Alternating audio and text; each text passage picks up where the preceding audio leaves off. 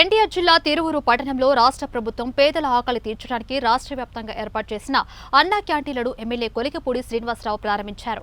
స్వర్గయ్య నందమూరి తారక రామారావు పార్టీని స్థాపించిన నాటి నుండి పేదల కొరకు అనేక పథకాలు ప్రవేశపెట్టారన్నారు. పేదవాడికి పట్టెడు అన్నం పెట్టినప్పుడే దేశం అభివృద్ధి చెందుతుందన్నారు. పేదవాడికి అన్నం దొరకాలనే ఉద్దేశంతోనే ప్రభుత్వం ఈ కార్యక్రమాన్ని దిగ్విజయంగా రాష్ట్ర వ్యాప్తంగా ప్రారంభించిందని ఎమ్మెల్యే తెలిపారు.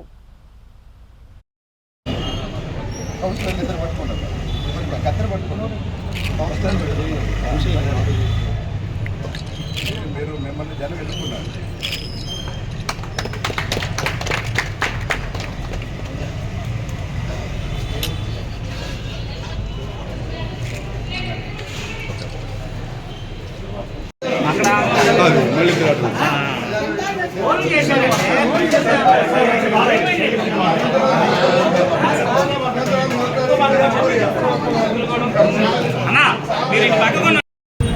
నందమూరి తారక రామారావు గారు అనేక సందర్భాల్లో చెప్పారు, ఎన్టీఆర్ ఆశయాలని అంటే పేదరికం లేని సమాజాన్ని స్థాపించడమే లక్ష్యంగా చంద్రబాబు నాయుడు గారు 4వ ముఖ్యమంత్రిగా ఈరోజు రాత్రి పగలు విరామం లేకుండా పనిచేస్తున్నారు.